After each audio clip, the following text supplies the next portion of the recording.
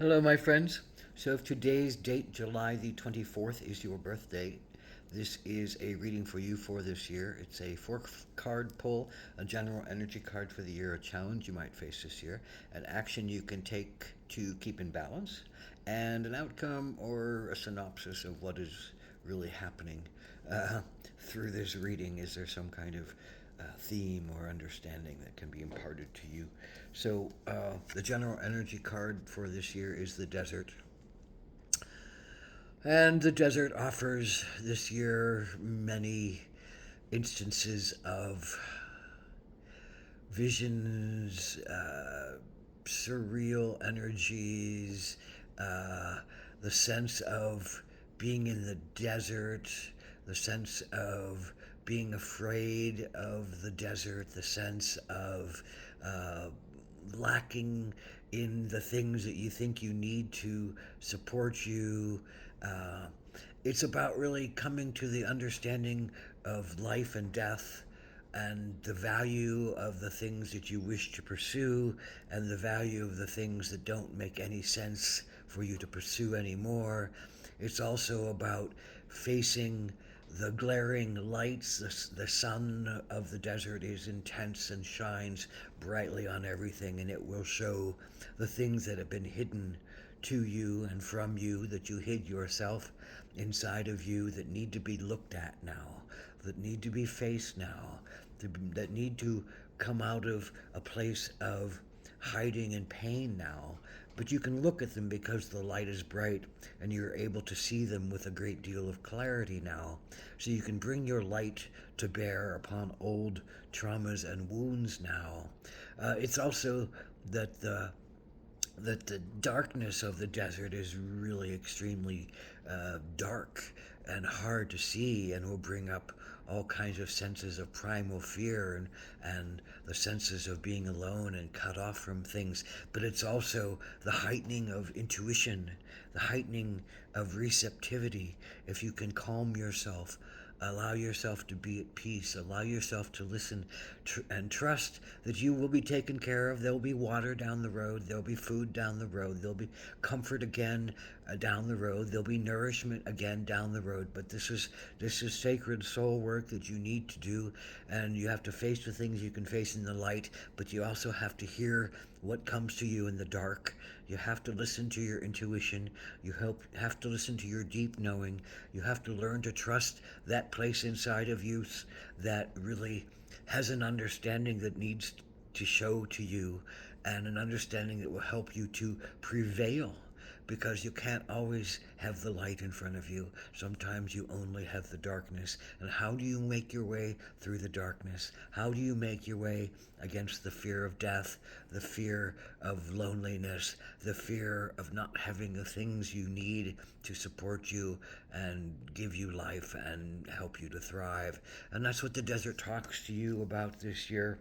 Uh, Maybe it's going to the desert, maybe it's just entering the desert of your soul and trusting something bigger. So what is the challenge actually for you um, for July 24th, people?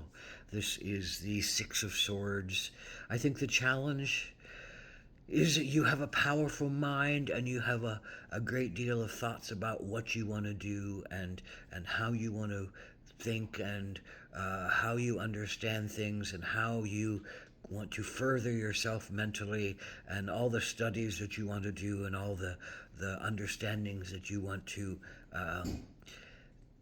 bring about to you. But the sixes are about the heart, and the sense of bridging the heart with the mind, because the mind can't do it alone, and the mind needs the heart. The mind needs the balance of the heart, the balance of the intuition, the balance of the compassion, the balance of the emotions that help one to see and feel one's way through the portals that are presented.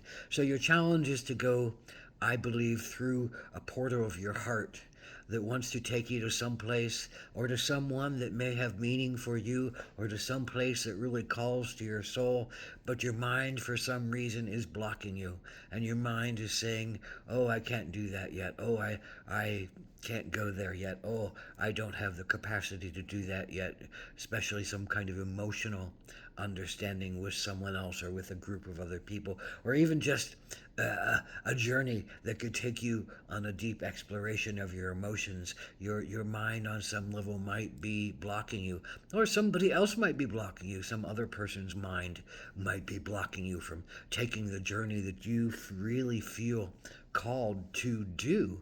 And that's the other side of this. Maybe you have all the impetus to go there, but maybe something is stymieing you and stopping you, and it doesn't feel like the universe is loving you and letting you do what your heart really says. So there's a couple of ways to read that, whether you're with your heart or against your heart, whether you're listening to your heart or you're avoiding your heart. So the desert says, well, there's a lot to be explored around those particular questions about being allowed to follow your heart, being allowed to follow your heart. Are you allowed to follow your heart? Do you let yourself follow your heart? Do others let you follow your heart? And do you understand the need to balance your heart with your mind? And that's the biggest question, I think, and the challenge that comes to you with this reading. So what is the action to take to keep in balance? Well, it's ant. An ant is all about cooperation with others. You know, a whole hive of ants gets a lot of things done. They can move mountains. They are in direct communication with each other. There's a communication through their pheromones that is beyond talk. It's just a sense of knowing and a sense of feeling and a sense of attraction and working together. And if one ant falls out, another one takes their place, and if one leader falls out, another one takes their place, and the machine of the ant keeps moving.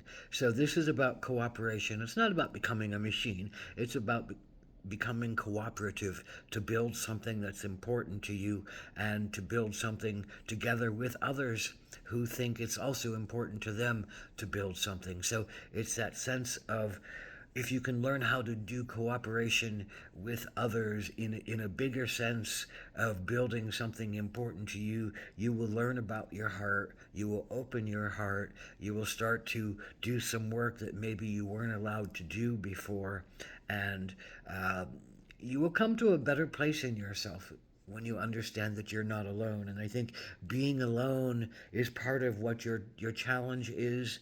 Um, to think the desert also is a lot about aloneness and not feeling like you're supported, and not feeling like God supports you, your family supports you, your clan supports you, maybe even your right to be in a body supports you. So it's a lot about looking at aloneness, and the only way to break aloneness is to build something with others and cooperate with others. And that's a really powerful work for you to do this year, as you are possibly looking at why you don't really wish, or why you can't follow your heart's desire, and what does that mean for you. So what is the outcome card, or the significance of this card? I think, to me, this is a card about saying no to the people and the energies that stop you from doing what you feel like you need to do. And I think that's for people who say you can't follow your heart. I think it's about you saying to yourself that, no, I'm not going to let myself negate my heart and not follow my heart anymore. I'm going to be cleaner and clearer about my boundaries. I'm going to be passionate about my soul. I'm going to put up my hands to say stop when I need somebody to stop, but I'm also going to put up my hands to give energy. This is not necessarily, this is not necessarily just stopping. This can be offering hands, where the sense of the ant and the sense of cooperation comes from. It's like you can put your hands up to stop one thing, but you have to put your hands out to create another thing. Life is about giving and receiving. Life is about surrendering to the flow, but life is about giving and receiving. I mean, that's the only way we really understand who we are as humans. We can't do this alone. We're not built to do this alone generally. Almost all of us can't do this alone. We need somebody or a group or an energy or an understanding that can help to give us courage, give us affirmation, give us give us support, give us approval, give us the momentum to keep going, and give us the continuation that says we're part of something bigger than just myself. I am part of bigger than just myself. And that is really, I think, the answer that goes through this, or the question that runs through this about, do you think you're bigger than just yourself? And do you need people? And your mind often says no, but your heart often says yes. And which one are you going to let yourself listen to this year? And it may have to look at some old challenges and pains to bring some clear light and some intuitive healing to, but it's a time of year that you can do that. And it's the time in your life that you can make some tremendous progress toward healing old traumas. Homo Blessed be.